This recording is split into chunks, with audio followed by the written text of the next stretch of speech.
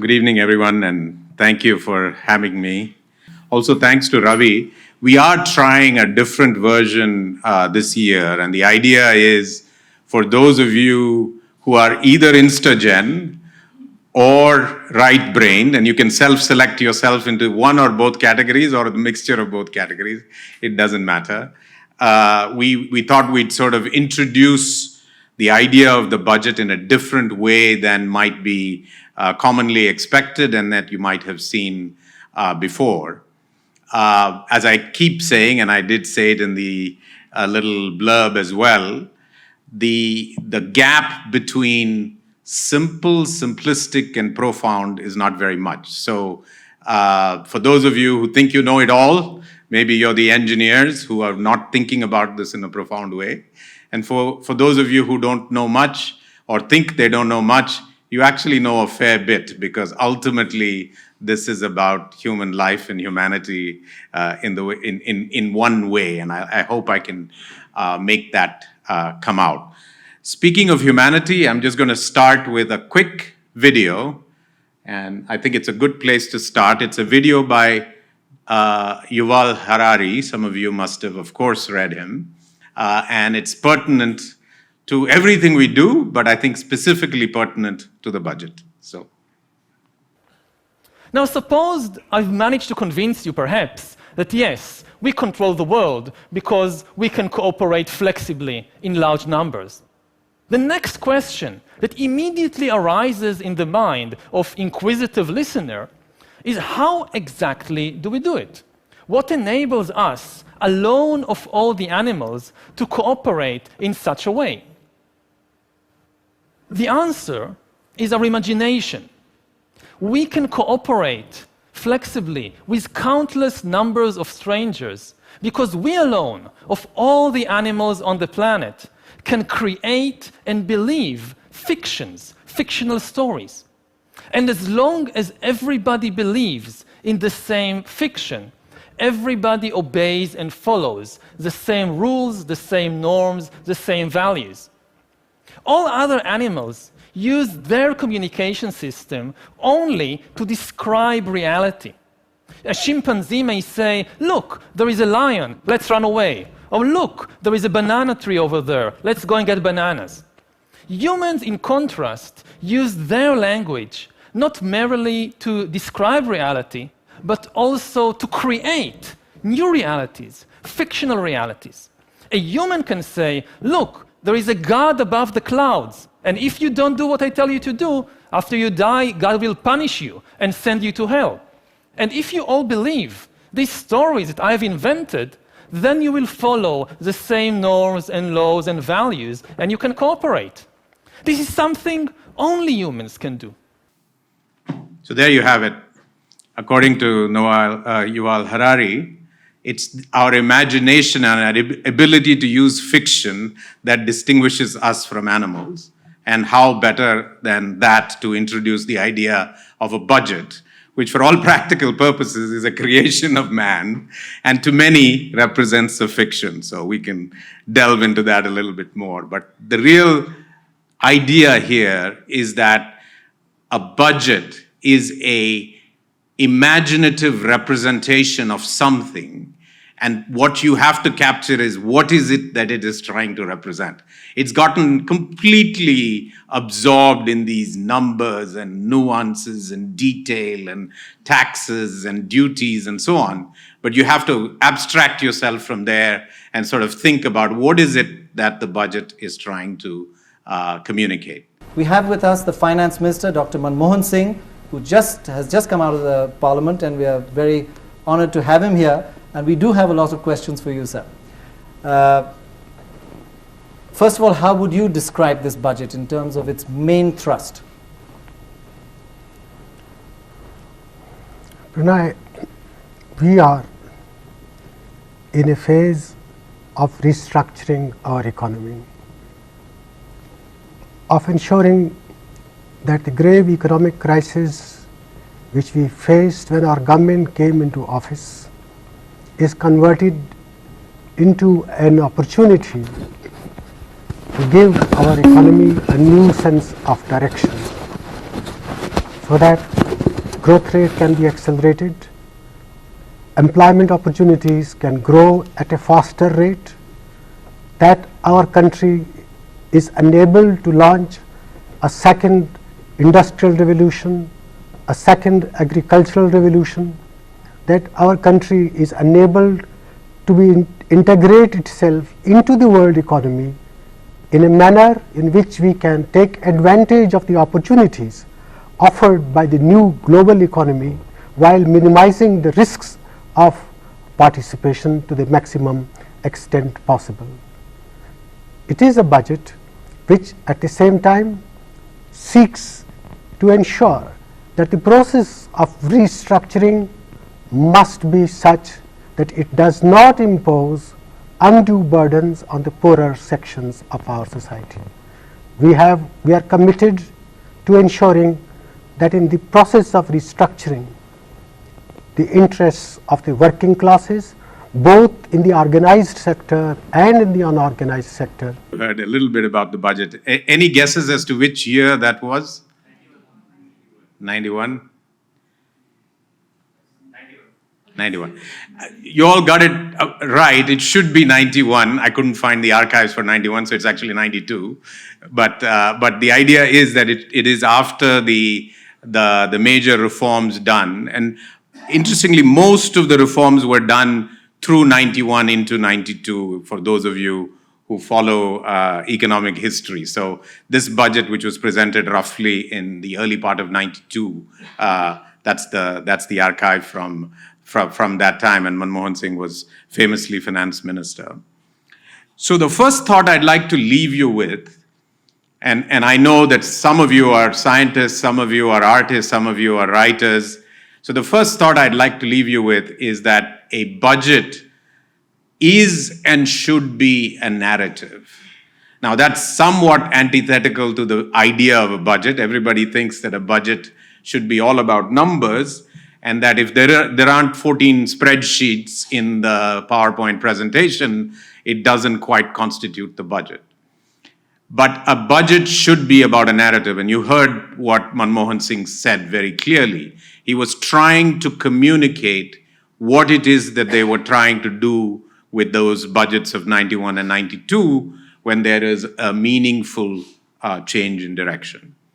So you will hear about zero-based budgeting, you will hear about other kinds of budgeting in each of your individual contexts, but whether you're applying for a grant as a scientist, whether you're writing a freelance journalism proposal, whether you're trying to get a commission for an art piece, whatever it is, you have to communicate a budget, but that budget gets communicated as to its values, principles, and purpose.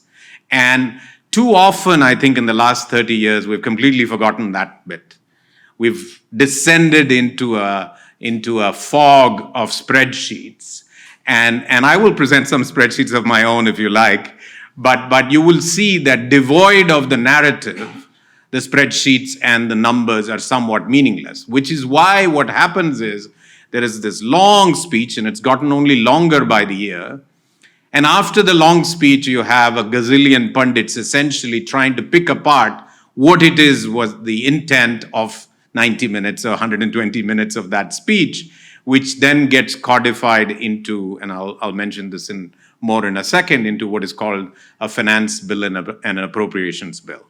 But before we get to that, let me tell you why budgets should be narrative, and to the extent that each of you can control your budgets in whatever context you present budgets in, do make sure that there is a narrative. So if it's a household budget, if it's a budget for your child to go to college, make sure you give them a context and a set of values and principles that are embedded in the budget, rather than, 10 minus 12 in India's case, but 10 minus 8, hopefully in your case, equals whatever it equals in the context of a budget, right? So a narrative budget, I think, communicates values and principles, can communicate a change in direction, as you famously heard, Manmohan Singh's budget of 91-92, and then consequently Chidambaram's budget in 97 had embedded in it a significant change in direction from where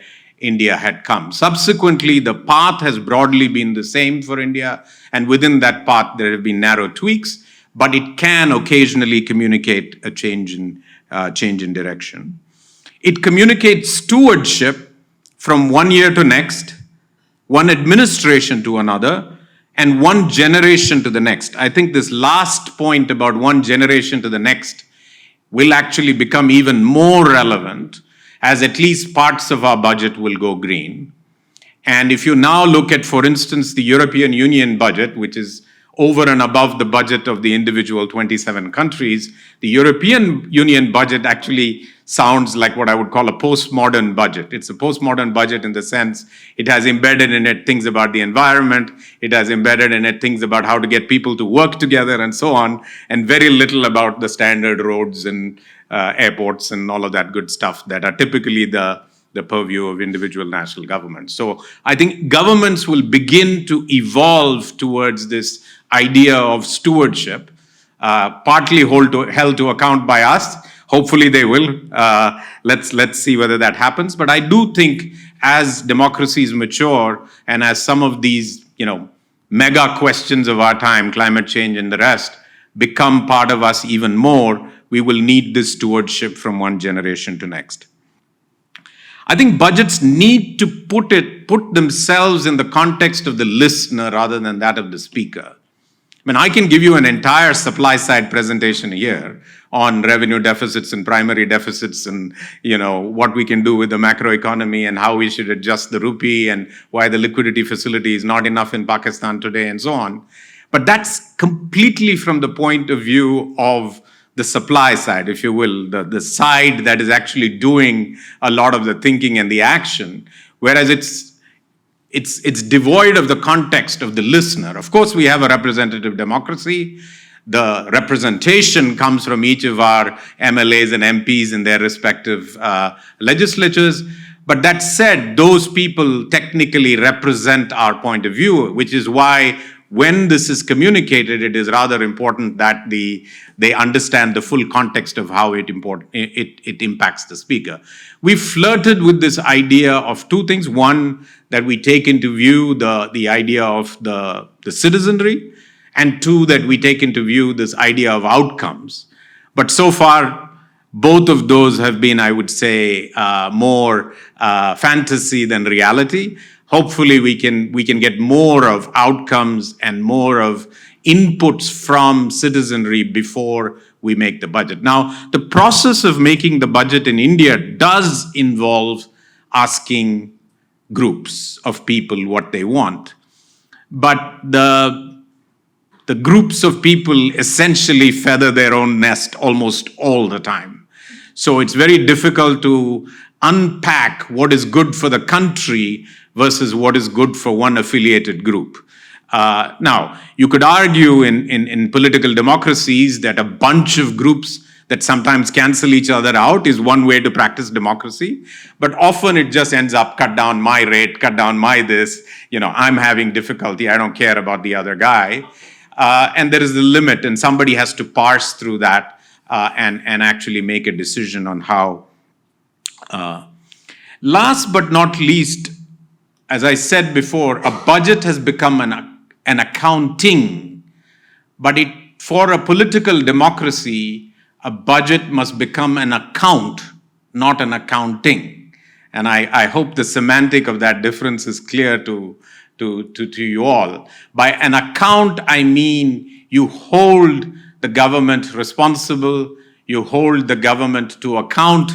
You're not holding the government to say, okay, you missed a few rupees here and you missed a few rupees there. By the way, they're missing a few tens of thousands of crores here and there. So it wouldn't be a matter of missing a few rupees anyway. But regardless, the whole idea is that you hold government to account. And this is the nature of budgets pretty much in all the major democracies of the world. Now, in India, and I'll come to the Indian context now, in India, the one thing we miss is we do not have an independent budget office of any kind. Nobody, technically you can say the press and all of us represent independence and we comment on the budget, and in so doing we offer a critique. But in countries, the UK, for example, or in the US, there is actually a legislatively appointed body that critiques whatever it is that the government puts up. And I think actually for good governance, which many governments in our past have promised, it is a very useful agency to have, which is this, for instance, in the US, it's called the Government Accountability Office, GAO, and in the UK, it's called the Office of Budget Responsibility. The words themselves signify what these organizations should be, and I hope and I would encourage all of you to thump the table and demand an organization of this type whose purpose will be to honestly and independently critique not only the numbers, but the way the numbers are presented to the population. So the budget is a requirement by the Constitution of India. Since all of you are right-brained here and self-confessedly don't deal with the budget, I would ask you to read the Constitution. It's actually a wonderful document. Obviously, you can't read it from cover to cover at a moment in time. It's too complex and too dry. But you can pick single sections at a moment. They're very, very brief and actually, bizarrely, completely relevant to the context of each of the things that they're addressing. And in the particular case of the budget is Article 112. So one of the reasons for why there is a budget and a budget circus as a consequence is that Article 112 of the Constitution actually requires you to present an annual budget. Now, the article itself is relatively short, as I said, it's one page, and more than half of the page actually say you need to describe the emoluments and the allowances of the president, the emoluments and the allowances of the deputy chairman of the Council of States, the deputy speaker of the House, the judges, etc. So more than half the page is just describing some big constitutional positions and their emoluments. There are only one or two lines that actually refer to what we are thinking about the budget these days. I mean, I doubt many of you actually know what the salary of the President of India is. If you are unique. But it sort of doesn't matter because in the scheme of things, it's relatively small and he doesn't get paid a whole heck of a lot. And oh, by the way, it goes by check, so we actually know how much he gets paid if we need to. But there are a couple of interesting references. For instance, it says debt charges for which the government of India is liable, including interest. So the idea of debt is actually embedded in the Constitution itself, and the requirement to make that transparent is a requirement. So as all of you know, in this Amrit Kal, we've 75 years since independence, we've had 73 budgets, 14 interim budgets, and 4 mini budgets. Very quick distinction between the three. The budgets are the budgets. The interim budgets are typically presented either for reason of one government falling and another beginning out of turn, or at the end of term, you have something called vote on account, where you only present the expenditure side of the budget, you don't present the revenue side of the budget. So that's how you get this somewhat complex idea of interim and mini budgets. But for practical purposes and for you to take away, we roughly have one budget a year, and that budget refers to the fiscal year that India is in. I'll come back to this idea of fiscal year in just a second. The budget is presented, as some of you know, for those of you who watch television, by the finance minister. And it used to be presented on March 1st. Nowadays, it's presented on February 1st. That was one of the recent innovations made, which is to move back the clock from March to February. Another time-based innovation was made by a finance minister in NDA 1.0. Yashwant Sinha essentially moved a colonial idea of 5 p.m. budget to 11 a.m. budget. And the original logic of the 5 p.m. budget was so that the Brits could get up in the morning and actually see it. So it was actually colonial. So that went about 22 years ago or something, and then about 4 years ago, we went to 11 a.m. But we have one very interesting colonial item still embedded in our budget, and that's the fiscal year. Do you know why India has a fiscal year from April 1st to March 31st? Anyone?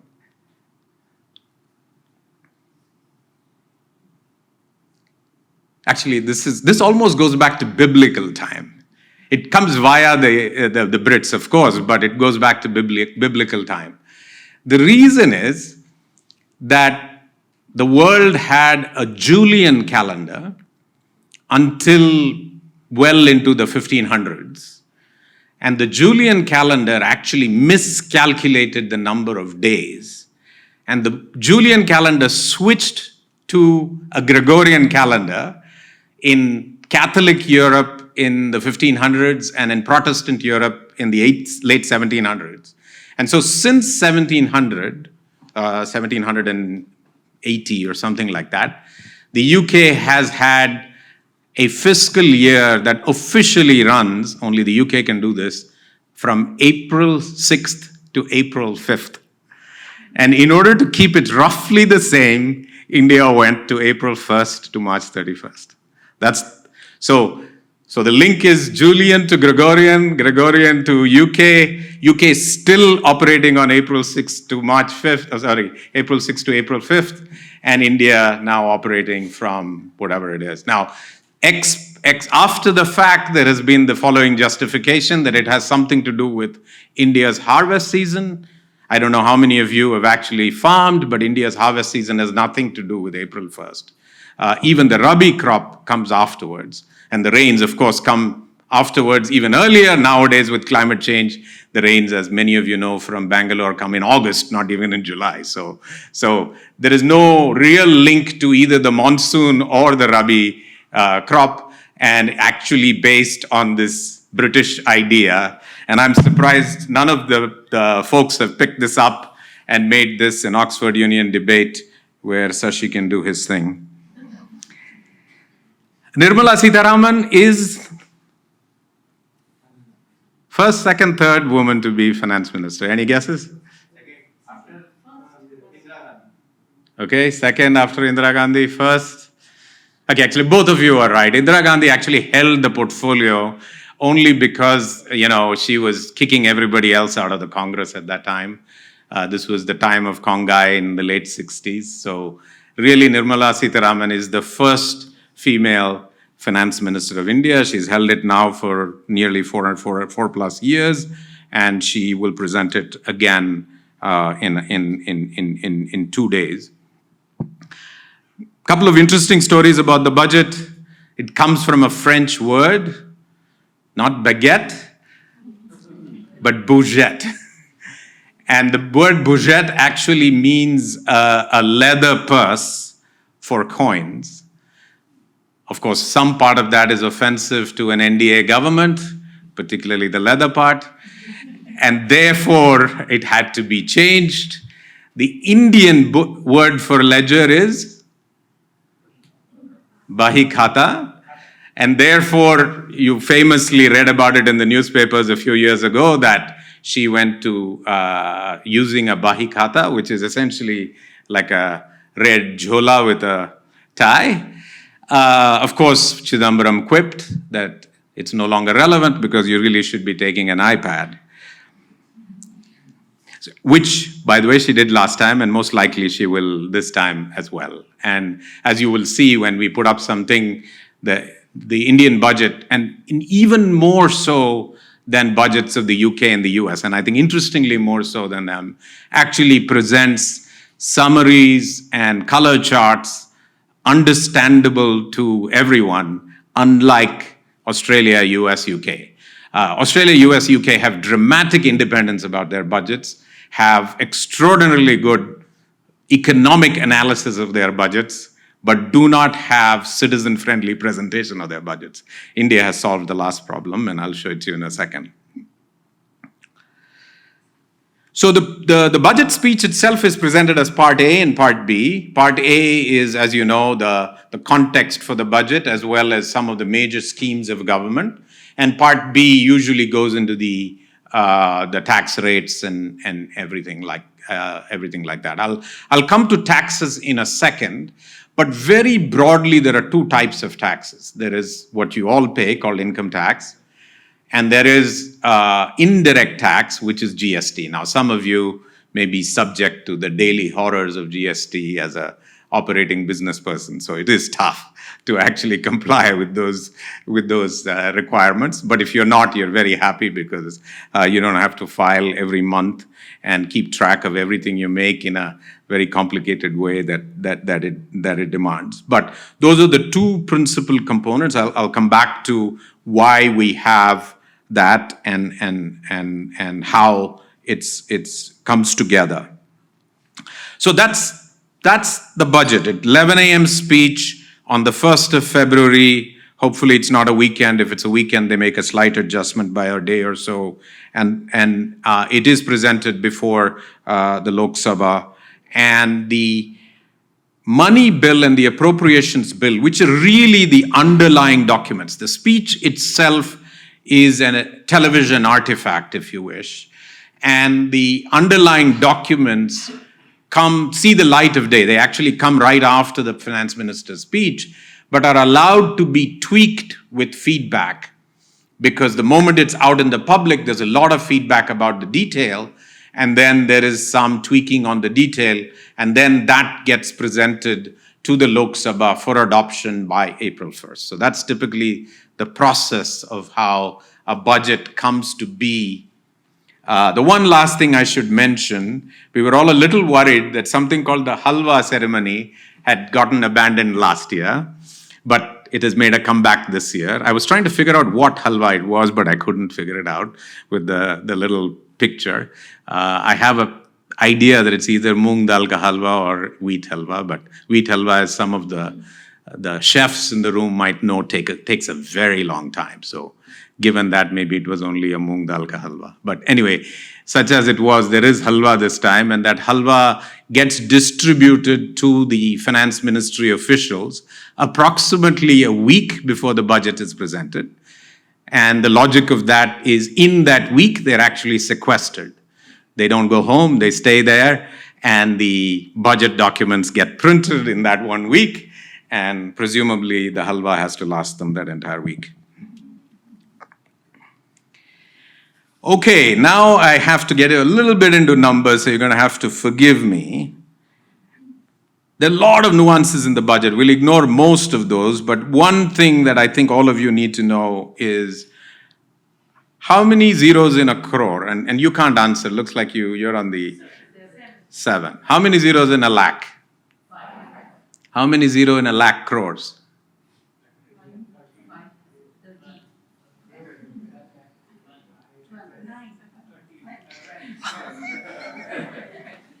It's just 7 plus 5, guys. It's 12. So the unit of the Indian budget in current times is lakh crores. Very simple, right? Think of it as everything that gets done is in the units of 1 lakh crores. Any guesses as to the size of the Indian budget today? Order of magnitude. 45. One more, 2 more. 30. 123. Okay, good. The actual answer is 40, and maybe pushing 41 this year, we'll see. But it's in that, between 39 and 41, depending on... So just to size this for you, this is 40 lakh crores.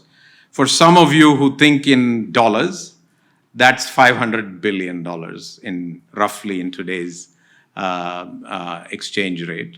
Again, if you want to calibrate it with the US economy, the US economy's federal budget is $6.5 billion. So roughly a little over 12 times that of India. Any guesses as to the size of US GDP relative to Indian GDP? Same. Okay, wow, you're a believer. Sorry? India is, US is 200 times India. So obviously that's the right answer. It's 8 times. So GDP is 8 times, budget is 12 times. So paradoxically, the US federal budget represents a greater proportion of the GDP than the Indian budget. So for those Americans who come firing at you that the Indian government is too large, it is, but it is not as large as the US. So both statements are true at the same time, right? So we can cut our bureaucracy down, and my mother is sitting here, former member of the bureaucracy. But beyond that, the US needs to cut its spending down as well. So just remember that as a comeback to any Americans who push you too hard. So India's budget, which we just now talked about 40 lakh crores, is 15% of India's GDP. So if you want to think about it, the union government budget represents 15% of the economic activity of India. That's a narrative. It's not an actual statement, but to give you a sizing in your mind, the union budget represents 15. If I throw in the states, it represents another 10%. So you get 25% of India's productive economy per year is represented by government. Now, this is much smaller than it used to be, but is still relatively large, and there is room to bring that down. Now, let me get to the interesting part of this conversation. What I'm going to try to do is to liken the Indian budget to a household or a housing society. Okay, all of you are familiar with it. Some of you must have had some interesting fights in your housing society and in your household, God forbid. But let me do that. And there is this Tamil saying which says, Varava yettana, selava pattana, which means I make 8 and I spend 10. That's what the Indian government does. Right? So I don't know how many of you can run a household that way. You can't really run a household for very long that way. How could you run a household like that? So assume you make 8 and you spend 10. How do you square the circle? Okay, credit line. I'll phrase that in household words in a second, but any other idea? Borrowings, okay. Debt? Credit card, okay. Debt, yeah. Okay, all of you are on the right idea, but think of it as the rich aunt. From a household point of view, your expenditure is greater than your revenue. The only salvation is a rich aunt. Because the household can't generally borrow debt if you're already in negative P&L, so to speak, right? So therefore, you will need somebody who actually believes in you or will look the other way and believe in you in order to give you that money. Sorry? Investments.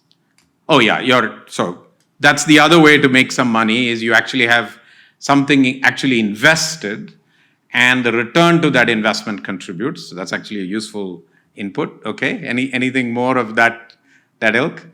Similar idea, dividends, right? So instead of actually selling a stock you might own, you might actually get dividends from a stock you might own. So these are all. So what is the equivalent of a wage for an economy or for a country?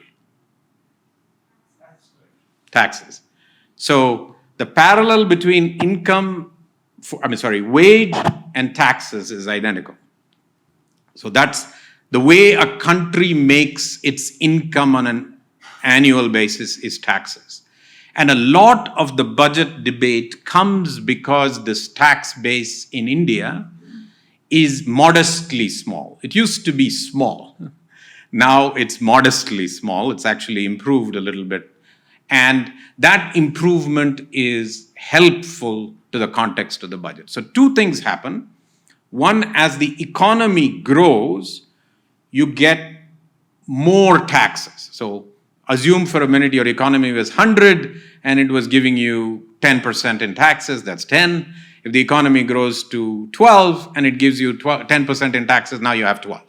So that's the simple logic of how the government keeps adding to its income side as the economy grows. A second element of how a government gets income is what somebody just mentioned, which is selling an investment. And so there is some debate whether something that has been baked by so many governments before and is really belonging to the country should all go into 1 year's profit. But as a specific case in point, let's say as a stock investor, you own BHEL and you sell BHEL. That year, you can say that the profits on my sale of BHEL goes into my income for that year. Now, the government can do exactly that and sell BHEL, which, as you know, is a Navaratna, and can actually say, we are now divest of BHEL, and all of you, or whoever the market is, owns BHEL, and the profits from that sale essentially go into the coffers of the government. This is the famous debate about privatization that we have so often heard in the context of a budget. The idea, the simple controversial part of the idea is, if the government sells BHEL, does it belong to that year? Or is there something to do about multi-year or multi-generational equity? That's the simple question. I leave you all to think about it. I can complexify the question by saying, if we pollute by adding X gigatons of carbon dioxide a year, does that negate only this year, or it is intergenerationally inequitous? Again, I leave you to decide. So this is how you go from the super simple idea of a household into the context of a national budget. I'm going to stop in about 10 minutes. Here's what I found. Sorry. I'm not getting ChatGPT to help me.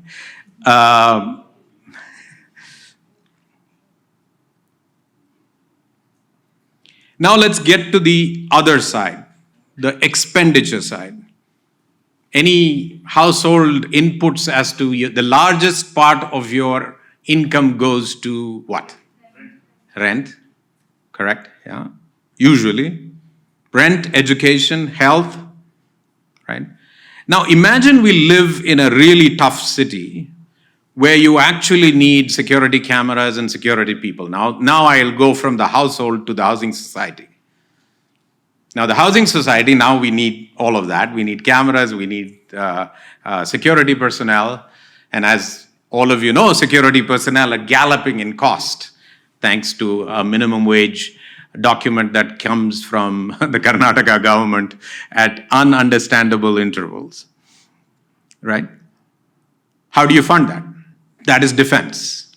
That is exactly the concept of defense for a country. So in the same way that you would have security in Johannesburg, where each house has to be protected, or security for a housing society in Bangalore, is exactly how you would want to do defense in India. By the way, order of magnitude, how much do we spend on defense? 40 lakh crore is the total size of the budget. 8, 10.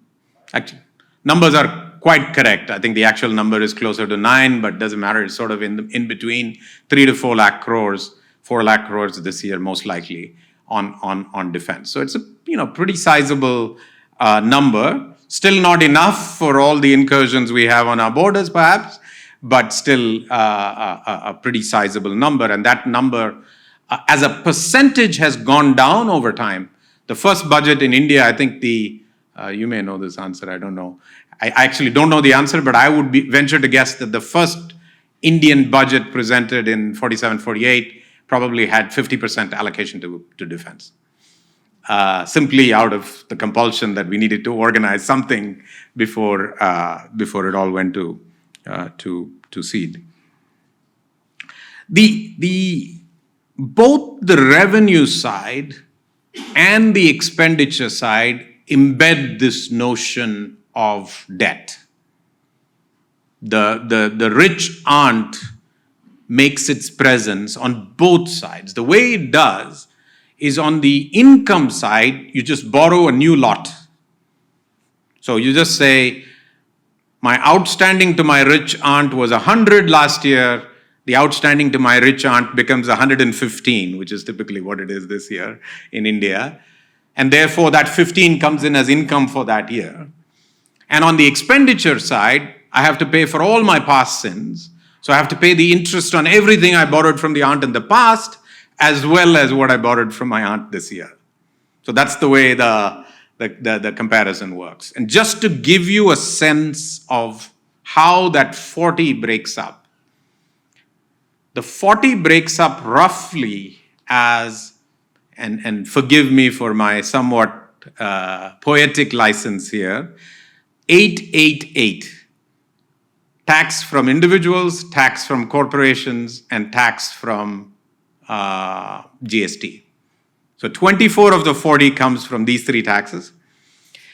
1 or 2 comes from all the other things, the sale of BHEL, the dividend from all the PSU banks, and of late, the dividend from the RBI. This year, it seems rather likely that, and we have a stalwart from the RBI in our presence, this year it seems quite likely that the RBI will actually contribute 1 lakh crore to the exchequer. And some of you will remember this debate that took place 5-6 years ago as to whether the excess of the RBI belonged to the executive at all, or it needed to find some other mechanism by which to be returned to the population. But ultimately, I think keeping a little cushion, as is the practice with pretty much every democratic central bank in the world, excesses do get returned to the executive. And in this case, this year, it's quite likely. Last year was only some 30,000 crores, but this year will likely be very close to 1 lakh crores, given the very strong movement in the dollar and the purchases and sales done by the RBI in that time. So that's the revenue side. If you want to think about it, 15 lakh crores is borrowed, new money from the rich aunt. 25 lakh crores is these taxes plus a little bit from RBI and other dividends. So is that arithmetic relatively clear? Again, you don't need to know it, but you just need to sort of feel it, if I can put it that way. That's the way the arithmetic of the revenue side goes. The arithmetic of the spending side is equally simple. 15 lakhs in the payment of interest, 10 lakhs goes to the states, 10 lakhs goes to central schemes. And the slight difference there is one is what is called a devolution to the state, which means it actually makes its way to the state so the state can spend. And the other is Sarva Siksha Abhiyan in Karnataka, right? Sarva Siksha Abhiyan is actually a central scheme implemented in a state. So there's 2 line items. One is an actual devolution. The other is a central scheme applied in a state. And then the last one is defense, which is, as we discussed, 3 or 4 lakhs. And then there's some miscellaneous. So 15 plus 10 plus 10 plus 4 plus miscellaneous. That's how the rent plus education plus security of a household translates into the context of a budget. So let me just stop for a minute and just summarize.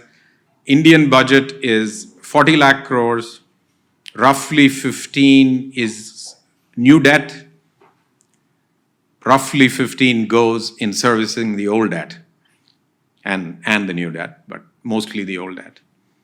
25 lakh crores comes from taxes and small amount of other government receipts, including RBI and dividends from public sector organizations. And defense is roughly 4 lakhs in expenditure. So for those of you who want to be very parsimonious about your time looking at the budget, you really only want to know if there is a material change to any of this. You can pretty much think of this as, by the way, the budget is always expressed in what is called a nominal quantity in economics, which means it is at the rate of inflation plus real GDP. So when we talk about GDP in the country, we're all talking about real GDP. That is, doesn't embed inflation in it. So if we say this year, for instance, and the big debate is it going to be 6.5 or 7? That is a real number. It's not an inflation added number. If you add inflation to it, most likely last year last year to this year will end up being something like 11 or 12% in total movement, or maybe even more, maybe 13% given inflation plus real. So the rate of growth of the budget by and large will embed both, because it's a price thing, it will embed both inflation and the real quantity of growth in it. I mean, it's very simple. You can think of it as the government putting a new road in. The government puts a new road in. Last year they spent 10 rupees. This year they're going to spend 10 times 1.13 in making the same road. Now just multiply that road 1,000 times. That's the budget for you. Of course, some of it is tanks, some of it is airplanes, some of it is ports, some of it is government pensions, but effectively you get the idea. It's just literally exactly that. Permit me 2 minutes of detail. We won't go into gory detail, because the summary of the detail has 130 major large schemes or programs. That's the summary. So for those of you who have not seen a budget speech, I advise against it. Because all it is doing is reallocating this 130 schemes. Every year, it takes a little from here and puts it there, and from there to here, and so on. And every 3 or 4 years, this becomes this. So, for those of you used to human resources, a line organization becomes either a matrix organization or a horizontal organization, right? That's literally what happens in the budget. And what you're doing is essentially chasing your tail on what these numbers are, because there is no accounting of 10 was taken from here and contributed as 3, 4, and 5. Nothing like that. It is no reference to the past. Pradhan Mantri something or the other becomes, Deen Dayal Upadhyay something or the other, and it is actually a mesh of 3 or 4 programs that were already there. And the only thing that is relevant is how much did the whole thing grow by, and broadly speaking, did education, healthcare, and defense and other things change? The schemes themselves are constantly retweaked year after year. Now, in the old ages, in addition to this complexity, there was the complexity of duties. And we occasionally have that. I don't know how many of you faintly heard the word umbrellas last year, but the duty on umbrellas was changed last year. So now just imagine that you're sitting in 1980s and listening to a budget speech. It would essentially be umbrellas go from 33 to 31, caps go from 20 to 19, etc., etc. So you get the picture. So that was what a budget speech was all about. It was just changing the duty structure. The net result was you realized more or less the same amount of money, and it was just slightly reorganized one from the other. And the only thing that mattered was the umbrella wallas had to listen very carefully as to whether they got advantaged or disadvantaged in that process. Luckily for us, that duty thing hasn't changed very much, even though umbrellas crept in last year. But nowadays, we have this idea of these schemes going all over the place. So back to the 130 schemes, and I'm certainly not going to read all of them, but give you some big ones. So the Mahatma Gandhi NREGA scheme, which is widely critiqued by everybody in government, remains 73,000 crores. It's one of the largest programs of this government, as it was of the last government, as it was of the government that instituted it more than 10 years ago. The PM Awas Yojana, which is a relatively newer program, rechristened, I might add, is 40,000 crores. The National Health Mission is 40,000 crores. The National Education Mission is 40,000 crores. Food subsidy is 1,45,000 crores. Fertilizer subsidy is 1,05,000 crores. And by the way, even in fertilizer, there are two types. One is called NPK subsidy, and the other is a straight fertilizer subsidy. And this has become a larger number this year because one of the largest countries that make fertilizers is involved in the war. And it is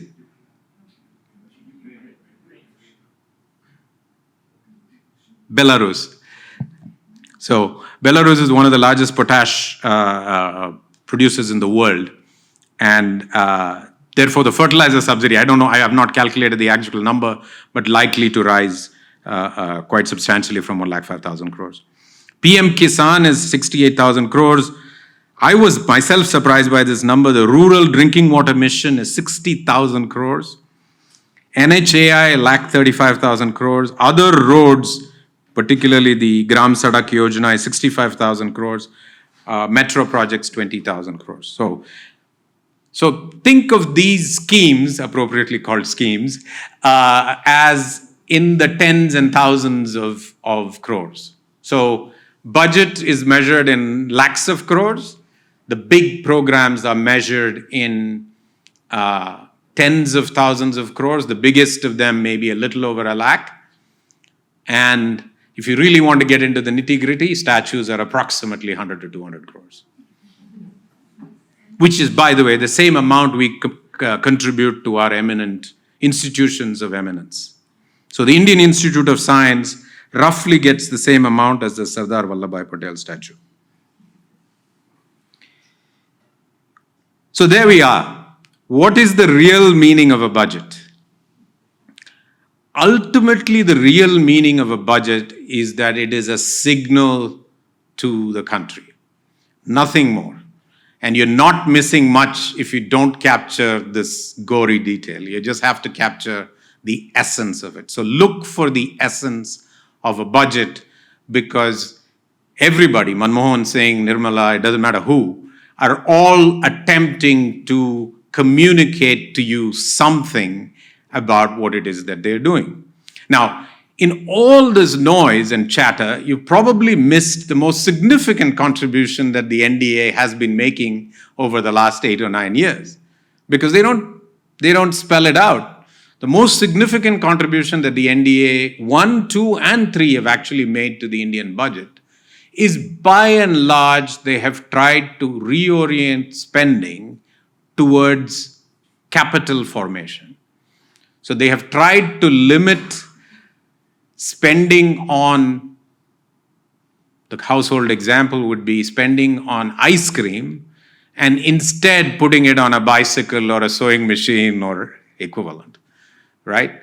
The Congress government, and part of the mega critique against the UPA was that was sort of running wild. Everybody wanted to have ice cream in UPA 2, and that got a little bit beyond them, and that was obviously famously held to account by the electorate in 2014 and then again in 2019.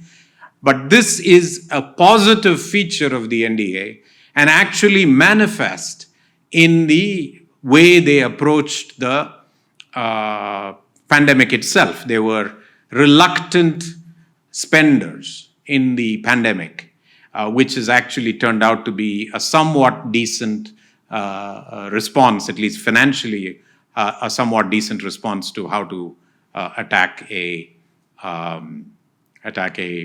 pandemic.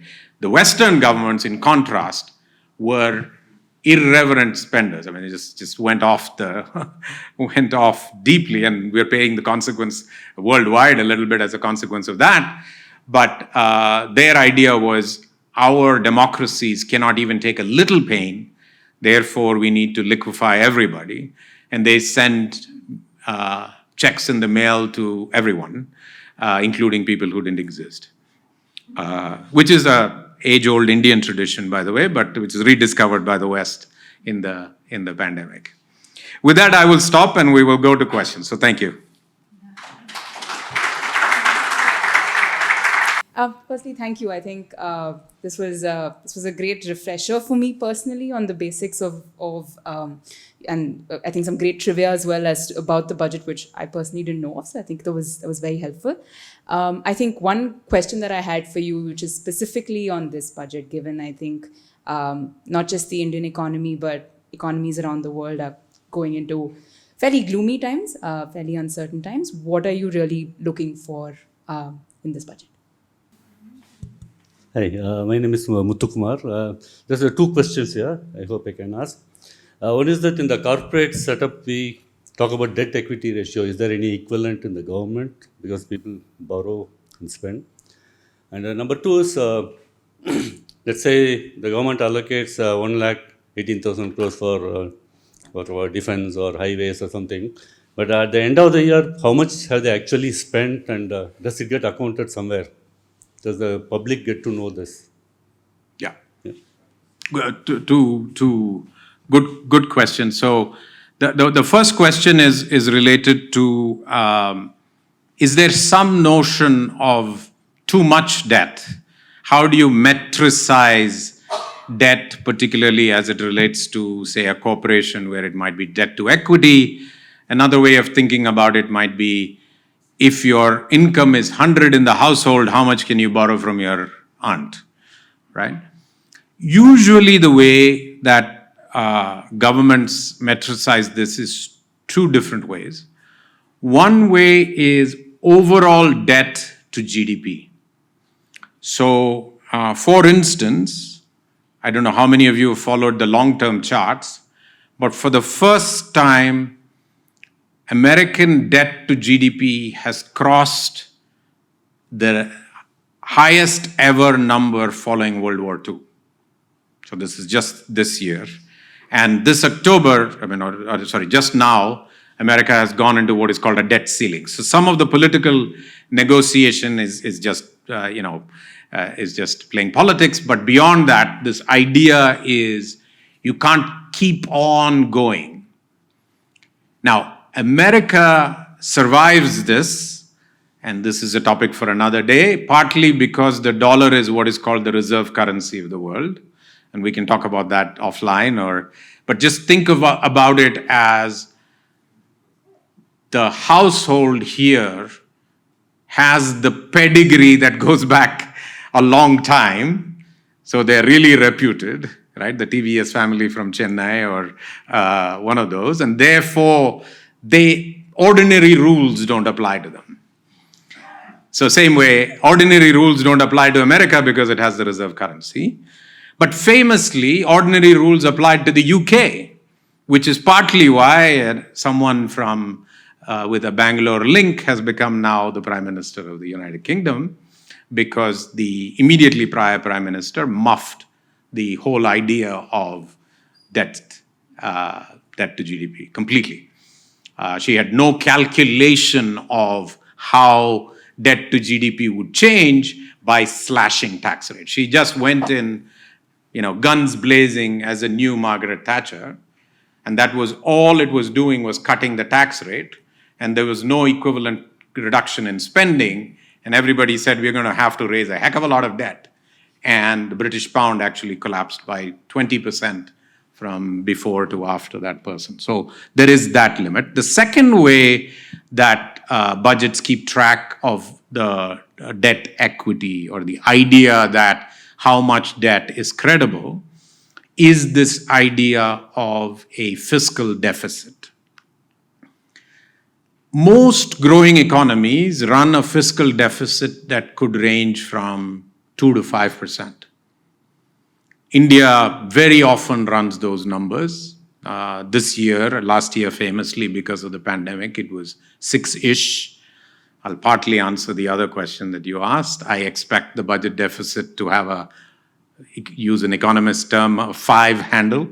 So most likely the expected budget deficit is going to be announced as 5.9, not 6.1. But most often, countries that are growing run a fiscal deficit of about 5%. Interestingly, Pakistan and Sri Lanka currently run a fiscal deficit of double digits.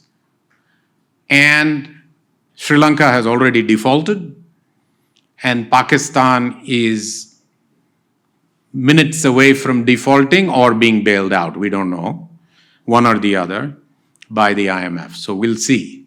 But the moment the fiscal deficit approaches 10% and you are an ordinary country, you get into trouble. So you have two ways of metricizing this, and I think the US is slightly different because of this context of the dollar, international. Sorry, your second question, just remind me the link. How much of the allocation the government spends in a year? Yes. So the government, when they present this year's budget, you will actually see a phrase called RE, and that literally means revised estimates. And the RE refers to more or less what is spent in the year. But of course, there is some jugglery. There is some of this and that going on. So you can't really exactly tell whether the 200 crores meant for the Sardar Vallabhbhai Patel statue was exactly used, or whether other statues were also built, or 160 was used and 40 was kicked into the next. You can't tell super precisely. But there is this idea of RE that corrects this a little bit. Now, there is one important principle in accounting that bears mention here, and that is that in accounting, and some of you will know this from your business tax if you do something like that, you do something called accrual accounting, which means you account an item even if the cash doesn't leave or enter in the year you're accounting. So I'll give you an example. Suppose you're paying your driver on April 10th. In accrual accounting, you will account for that in the month of March because he's owed the income in the month of March and you just simply paid it on April 10th. But in cash accounting, you will actually do it on the 10th, on the day that it actually goes out of your account. Generally speaking, cash accounting is simpler for households, but accounting standards which allow for anticipated income, which allow for things that go over time. So for instance, how would you account for a building that is built over 2 years? You need the concept of accrual accounting. So the bigger the business you are, the more you go into accrual accounting. Government is completely on accruals. And there is yet another translation to be made, which almost never gets made in the public, which is what is the delta between cash and government accruals. So the idea is, I say I got 8 lakh crores in GST. Will the Satyam accountant tell me that I have 8 lakh crores in the bank? That last bit is never done, as it was not done in Satyam's case. And in Satyam's case, that's exactly was the gap, was Satyam kept saying, I got 8 lakhs, but there was no 8 lakhs in the bank at the back. And the auditor simply wrote an email to the bank, nothing came back, and they just said, you've disclosed it, that's enough. So there is a difference between cash and accrual, and this is one of the reasons why you need an independent agency for looking over the shoulders of government, particularly if the legislature becomes controlled by the same party that is the executive. I mean, control means in a meaningful measure. So there's not healthy debate in the standing committees of parliament and so on. Yeah. Go ahead.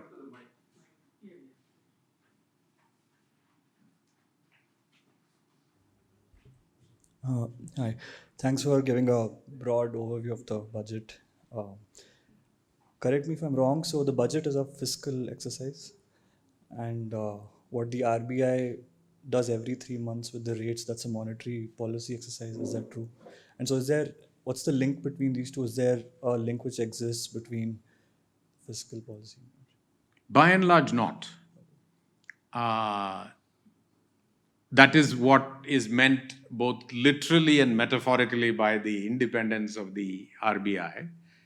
However, there is one link, which is that as the RBI does its monetary operations, over time, if it makes a surplus, it can, by legislation, return it to government. That's the 1 lakh crore that I was speaking about. That's one way.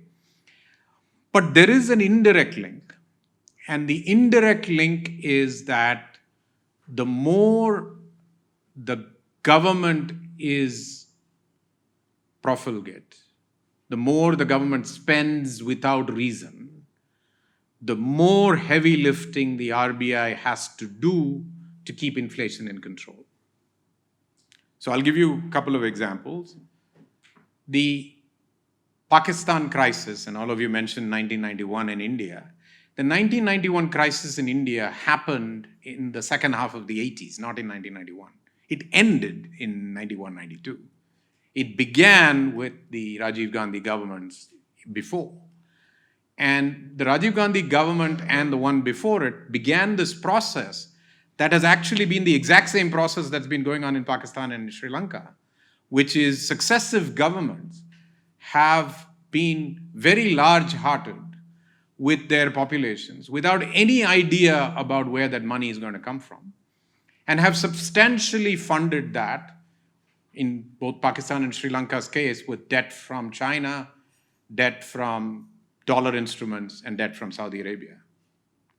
So they've essentially had a debt-financed growth binge that has resulted in inflation. As a consequence, their central banks should have clamped down heavily, which they did not early on. And because of that, I don't know how many of you know Pakistan's inflation rate as of December, it's actually 27%.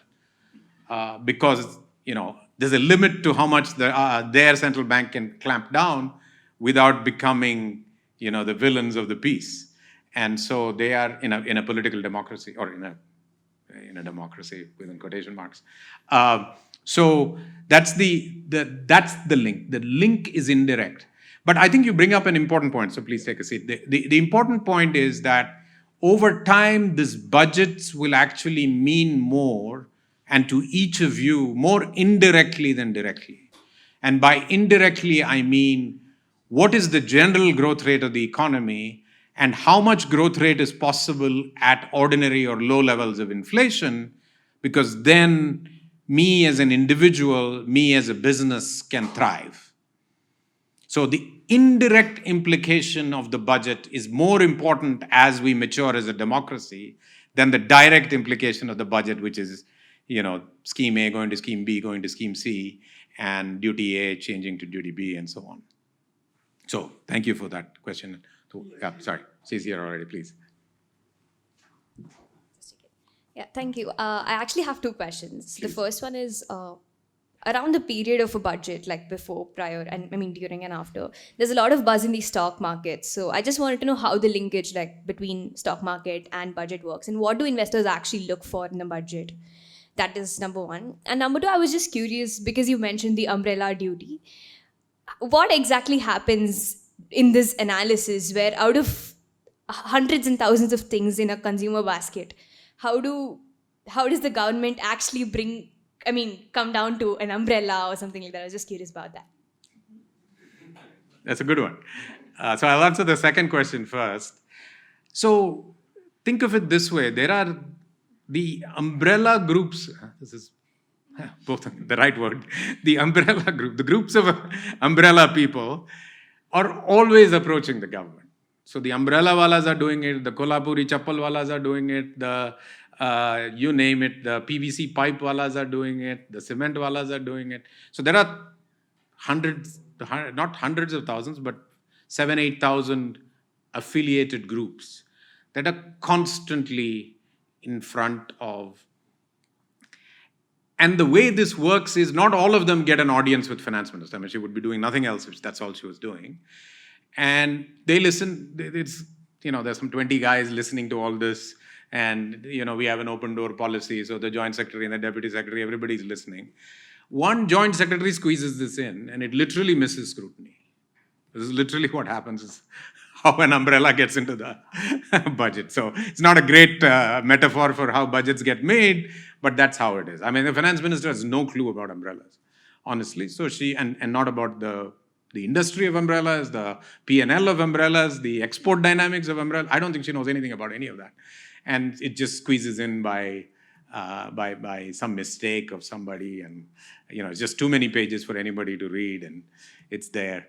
And so then having said it or having been in the bill, they don't feel like they want to take it out because they're apologizing for some 5-6 major things anyway. So this is true for all finance ministers, all governments. So I'm not partial to any one of them. It's simply that it's too complex to keep track of so many things. This happens, by the way, in the US. I don't know how many of you follow US bills. In US bills, you'll have Inflation Reduction Act. And it will say 45 chairs to the senior citizen home in Louisiana. The bill is $1 trillion Inflation Reduction Act. So it happens everywhere in the world because everything gets hammered out at the last minute, and some staffer has just missed the thing. Sorry, your first question was? Yeah, the stock market linkage. I think increasingly so the stock market linkage will have to do with directionality, which is this inflation and growth question. And I think actually this government, and I think governments before it, I mean, Manmohan Singh explained his idea well, and a few governments have done so, but most governments don't even pitch their story properly. I think if this government were to pitch their story to the stock market, they would be hammering on about this idea that, look at this, we have kept spending in check and we have oriented towards capital spending rather than consumption. And then the stock markets would react positively to that, somewhat irrespective of what happened to umbrellas, right? Earlier on, the stock market was obsessed with this umbrella story. So can I find the next umbrella story was what the stock market was after. And can I guess it, which is even worse, right? How can I guess whether the umbrellas are going to get it or the jutawalas are going to get it or the, jholawalas are going to get it? We don't know. So earlier on it was that. But nowadays it really needs to be, there are one or two direct implications. The one direct implication is that things like capital gains tax can change in some budgets. And if they do, then that has a direct implication on the stock market because while it's only a one-time adjustment, you have to make that one-time adjustment. So if you previously no tax, as I think, what was it, the 2019 budget introduced capital gains, 18 budget? Yeah, so I think it was for 2019-20. It was introduced in March of 2018. Anyway, it doesn't matter. One of those budgets introduced a new capital or a newly occurring capital gains on mutual funds and stocks. They were grandfathered up to January 31st of that year, which is why we have this complex way of presenting our capital gains in our annual tax statements, is because before it didn't exist and after it exists. So there's a date of grandfathering after which it exists. So there are a few direct implications for stock markets. But by and large, I would say India is now maturing at a rate that my sense is this budget most likely, so the couple of nuanced surprises will likely be the RBI contribution, either plus or minus the defense contribution. I don't know which way, but if I had to bet, I would say the defense budget would go up, but don't know. Maybe they may hold the line. All the programs may be rechristened, but roughly the same. Nothing will change. I doubt taxes are going to change at all because they didn't change it last year. There's a small request that the base goes from 5 lakhs to 6 lakhs, and in particular categories it be moved up. Again, given that the budget, and please remember this word, is a nominal budget, which means it's inflation plus actual growth, going from 5 to 6 is just reflecting of the fact that your tomatoes went from, 20 rupees a kilo to 25 rupees a kilo anyway, right? So that's all the adjustment. So I would say to you, those are the nuance things. At the big level, the positive surprise is likely to be that given that they are approaching an election in 2024, they are unlikely to make this a populist budget. The tendency of somewhat weak coalitions would be to spend prior to a big union election, add new programs and increase expenditure. But if they give a mild positive surprise to markets, it will be that they're not adding any new programs, that they're actually reining in the fiscal deficit to below 6, something in the 5s, and that for all other purposes is pretty much of a blah budget. But blah is good because the opposite of blah is extraordinary spending. So that's the way I would characterize the likely future, but my gazing ability is as good as yours. Okay. Please. I have two questions. One is, you mentioned that the budget is a narrative. So Should be a narrative. should be a narrative. Yeah. So when there are policies or like bills that are passed that are like sort of didn't work out the way expected. Like for example, take the GST one. Like the policy makes sense, but of course there is a lot of like discomfort that was faced by small businesses when it came to like executing it, and they Still faced is. a lot of yeah. So how does that push back towards the government about like fixing it in the next budget, like in terms of do they offer, like how does the conversation go about it? And the second part is about central bank digital currencies, because we recently introduced them, and unlike how UPI worked out for us, they are not very popular. So like does that in a way like help us sort of ease in terms of like remittance? Will that really open up us to more cash flow from other UPI countries? is being used for remittance. Yeah, no, it is. Yeah. So anyway, let me take this again. I'll take the second question first, only because I remember it, and you'll have to remind me the first question. The word digital currency is just a fancy term. It's actually based on a new technology, and the new technology, I'm sure several of the techies here know it. It's called blockchain. And the good thing about blockchain is that it sends information and money together. The entire history of the movement of money is that the money moves, or actually more correctly, the ledger entry of the money moves, and the information moves separately. So, most easily illustrated in the context of an international payment through a system called SWIFT. What SWIFT is, which by the way was weaponized in the Ukraine war, for those of you interested in that. But what SWIFT is, SWIFT has nothing to do with money and has everything to do with money at the same time, because SWIFT doesn't move money at all. SWIFT simply says, here is a message from HDFC Bank to the Federal Reserve that in the HDFC account in the Federal Reserve, make a debit and credit entry to JP Morgan. And then they will, at each end, it goes to the consumer. So it's a pure information system. It's not, whereas the beauty of the digital currency built on blockchain, which was what Bitcoin and everything else was built on as well, we'll come to the difference in a second, is that they go together. When they go together, both in technology terms and in real life terms, the cost of that movement goes down dramatically. So the friction cost, as economists call, drops drastically. So you can think of the blockchain as a modern UPI, right? UPI is actually old technology. Believe it or not, it's great from our point of view, but it's actually old technology because it does exactly the same thing, which is why you can send a text or a little, 140 character addendum to your UPI. It's actually the information travels separately from the money. in blockchain, they will go together. So eventually, digital currencies will become the norm around the world. And particularly for international payments, they will become the case, number one. Number two, blockchains will rule the world. I don't know whether it is 7 years from now or 15 years from now, but the entire architecture of finance will move to blockchain in your lifetime, maybe not mine.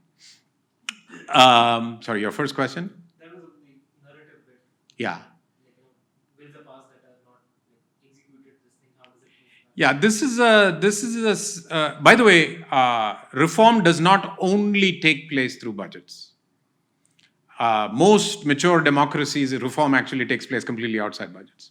As many of you have been following the CHIPS Act in the US, many of the acts that have now been passed by UK or Australian Parliament, etc., are just continually passed at moments in time by the legislature when everybody gets together, and nothing to do with the budget. So in that, and in India too, we pass many things which are not related directly to the budget anymore. So it was useful at that moment because it was a financial crisis that we were conveying the message through the context of a budget.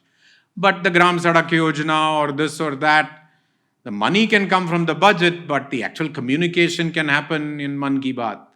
It can happen anywhere. It doesn't matter where it happens, so long as there is legislative approval for it. So the accounting for that also has to happen in the legislature. So this is the fundamental point. The actual point of speaking the budget to the population is somewhat irrelevant. Because in a representative democracy, the two-way communication goes through the representative.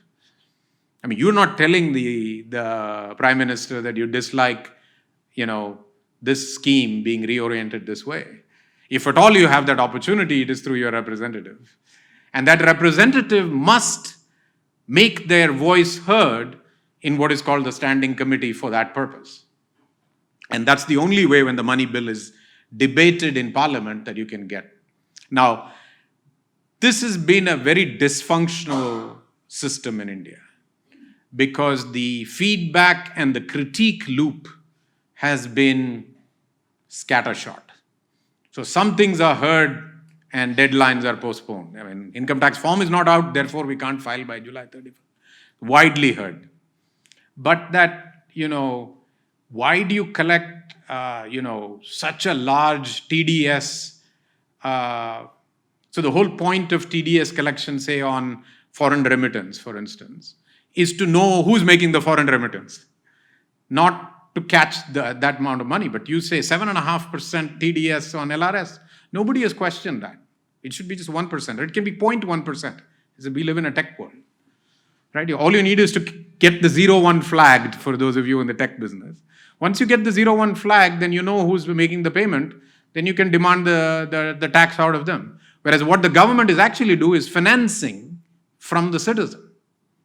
They are financing from me at zero cost, the remaining 7.49% on an LRS payment or 9% on my income tax TDS. You already have advanced tax dates. Why should I pay TDS on the day that my income comes? Right? So these kind of things don't get asked often enough in our polity, and we must critique honestly and not from a point of view of, I want to feather my own nest, therefore you cut my tax. Not that way, but make it easy for everybody. And so we need to find new mechanisms. And unfortunately, too many people are caught up in the gas of it rather than in the specificity of honest and useful, productive critique. So, sorry. Go ahead. Two questions. Sorry. We'll end in 2 minutes. I went off. You had mentioned that, a double-digit fiscal deficit is a danger sign. So is there some kind of a directive or a cap in our constitution on in which restricts the government from spending, to keep the fiscal deficit below 6 or 5%, as you said? Yeah. So there is something called the FRBM in India, which is a requirement to keep the fiscal deficit under a certain number. But the executive with the rationalization has the ability to change that cap. So it's a little bit like you give your child pocket money, but they have the ability to change the limit on that pocket money based on some creative rationalizations. So that's what has been done through pandemics and others. In some countries, they have been hard and fast caps. And those hard and fast caps have sometimes come to rue them. For instance, famously, before Brexit, there was a hard and fast cap in the European Union, and Italy flouted it. And then there was a big question about whether Italy should be fired from the European Union as a consequence of fire. And then, of course, Goldman Sachs to the rescue. There was a way of constructing it so that you technically did not flout, even though you were flouting. So there are these games that are continually played, please.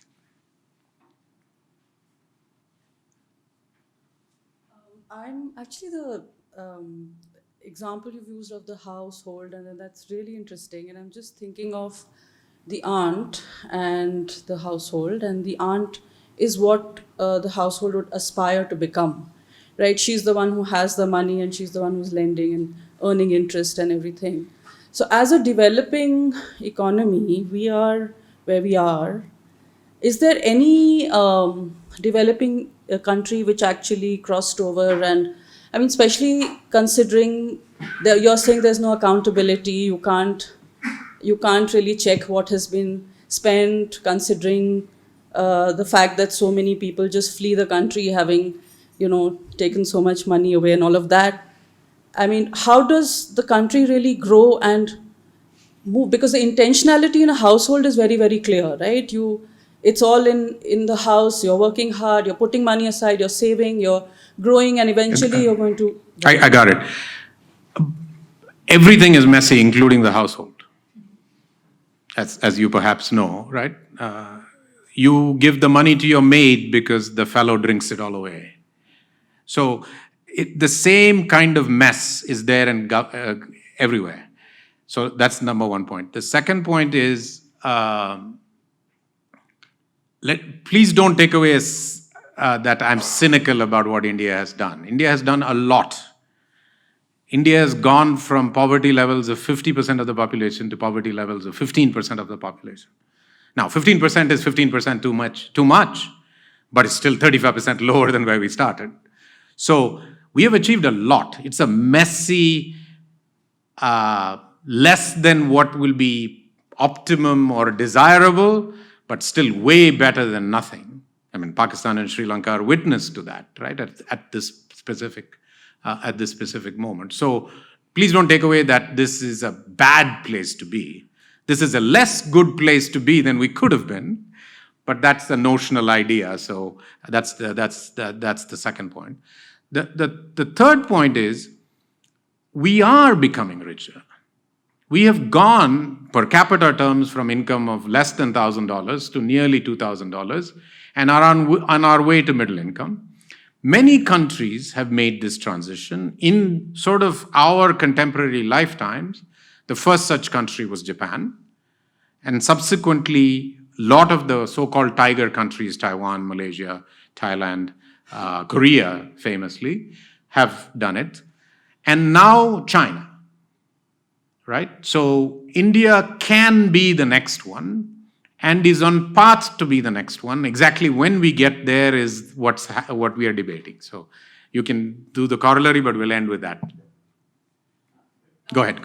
Just how much of that is a result of the business and the economy and the sort of flow of that, it growing, and the government actually contributing to that, or is it all intertwined? And it's all intertwined. I mean, government contributes in large part by staying away in most things, but that's an important point. The biggest problem with Pakistan is that the government and the army is too embedded in the economy, right? So you're crowding out everybody. So even that's a positive. So the reason I put up Manmohan Singh is that the withdrawal of government allowed for decentralized, chaotic forces to emerge.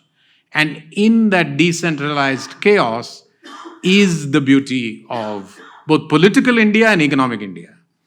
That is what is the beauty of this thing, and that is the beauty of a democracy. I mean, we, anekta mein ekta, right? That is literally true, but in a much deeper sense than we mean it in a societal sense.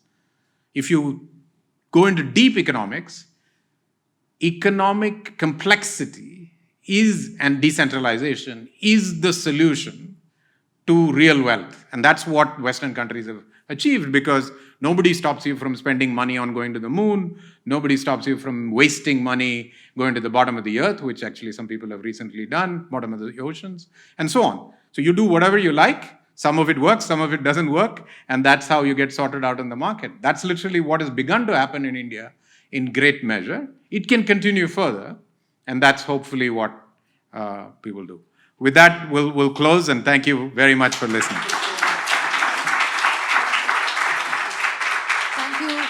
Thank you, Narayan, and thank you everyone else for being here.